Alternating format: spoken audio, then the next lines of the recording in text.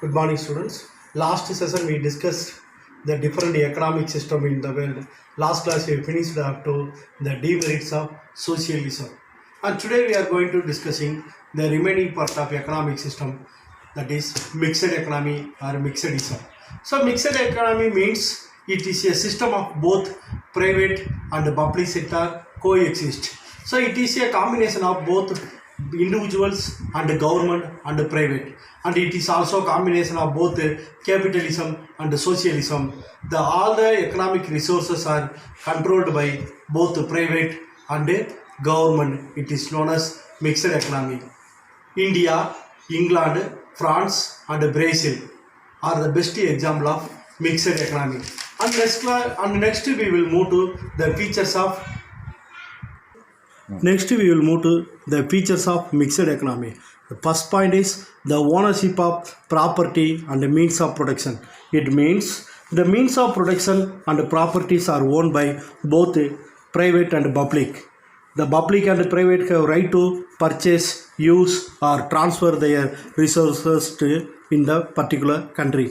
And next we will move to the second point, the coexistence of public and private sector.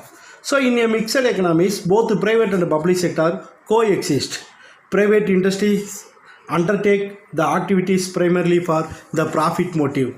The public sector firms are owned by the government with a view of maximize of the social welfare. For example, education, health, transportation are controlled by or owned by both and government and private. So the private people, they are aiming at maximum profit, and the government sector, they are aiming at improvement of the social welfare of the people.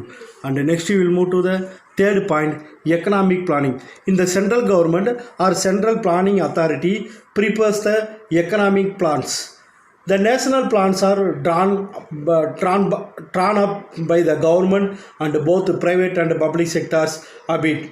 So in generally all the sectors of economy, especially consumption, production, exchange, distribution and public finance, on the other hand agriculture sector, industrial sector or service sector of the economy functioning according to the objectives, priorities and targets laid down in the economic plan. And the fourth point is the solution to economic problem.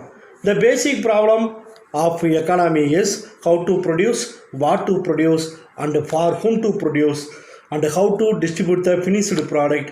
It is solved through the price mechanism as well as the state intervention of the mixed economy.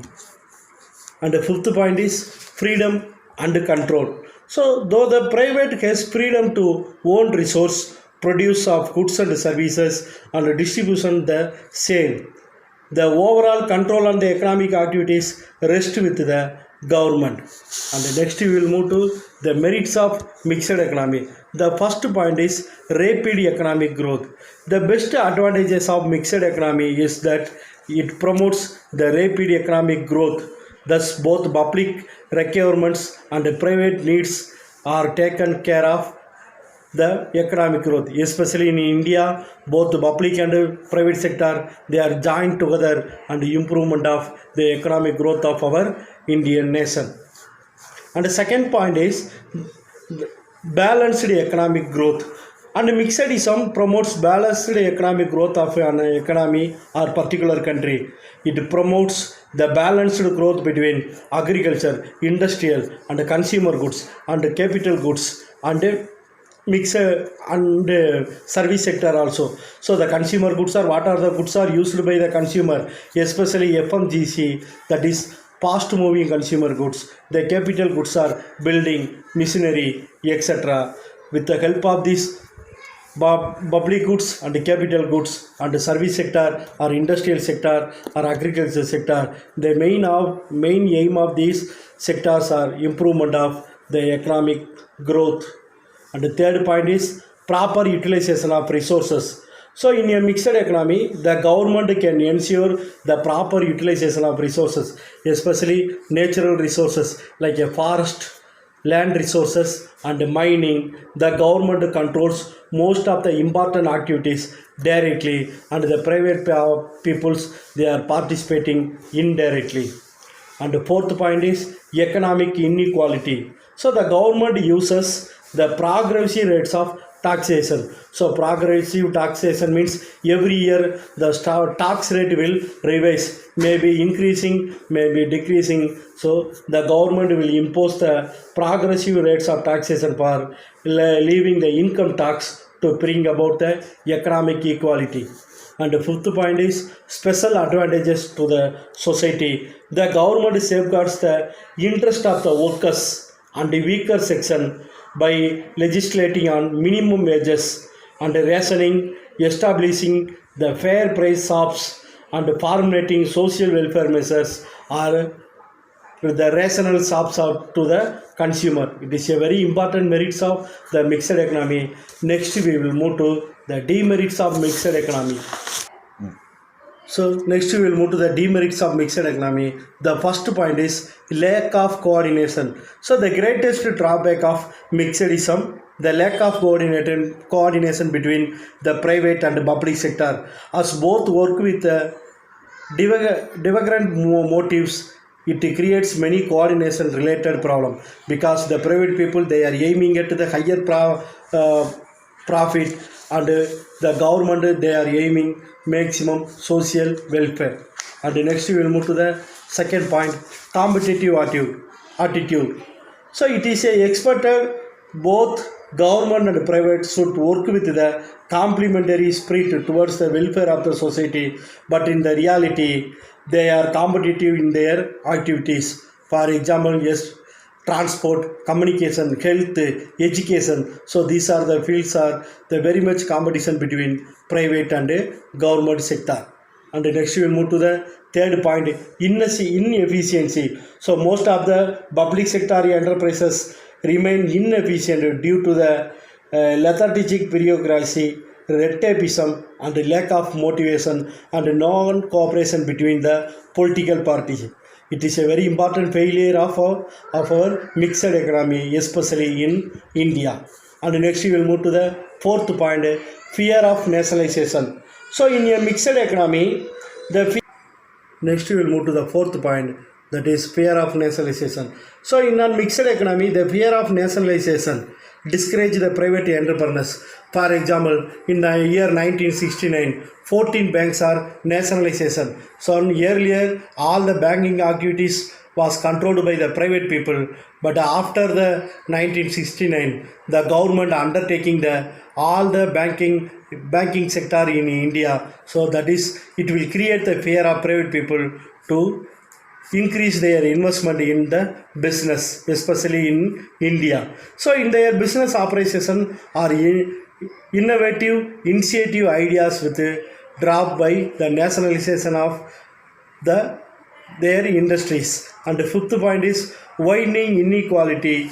So the ownership of resources, law of inheritance, and profit motive of people, it will create the wideness of gap between rich and poor people. Ultimately, the inequality of capitalism and the inefficiency of socialism are found in the mixed economy. And next we will move to the very interesting concept, that is the basic concept of macroeconomics. So in the macroeconomics, the variables used in the economic analysis are classified into two. One is stock and another one is flow variables, and the third one is economic models. So first we will discuss about stock. What do you mean by stock? The stock refers to a quantity of a commodity measured at a point of time. So in India we measured 1 year. So in macroeconomics, money supply, unemployment level, foreign exchange reserves, capital, etc. are example of the stock variable. And the flow variables measured over the period of time, normally 1 year, especially national income, imports, exports, consumption, production, investment are examples of flow concept. And next we will move to the economic model. Economic model is a simplified representation of real situation. So the famous economists used in the model described the whole economic activities, their relationship and their behavior.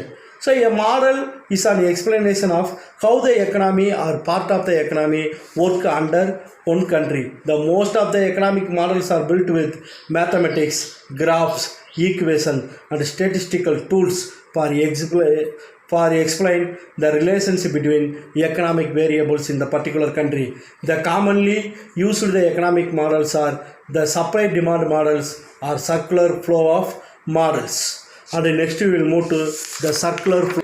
Next we will move to the circular flow of income. So the circular flow of income is a model of economy showing the connection between the different sector, especially agriculture sector, industrial sector and the service sector of an economy. It shows the flow of income, goods and services and factors of production between economic agents such as firms, households, government and nation and the external sector. The circular flow analysis in the basis of national accounts in the macroeconomics.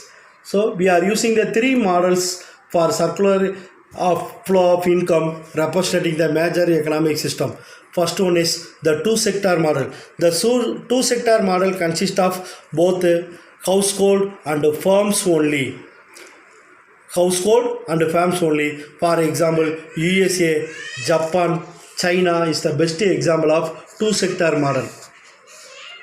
And next we will move to the three-sector model. It is for a mixture of closed economy. For example, the socialist country is the best example of three-sector model, especially Cuba, Russia. These are the countries are example of two-sector model. They are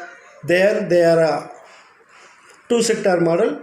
So in the Russia and Cuba, only households, firms and governments are allowed to run the business in the particular country.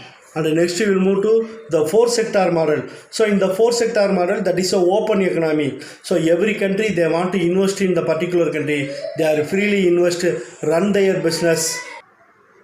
In the four-sector model, all the economic activities are controlled by households, firms, government and the rest of the world. So rest of the world means the amount of export and import in the particular country. Next class we will move to a detailed discussion about the remaining part of the first lesson, that is household sector, firms and the external sector. Thank you.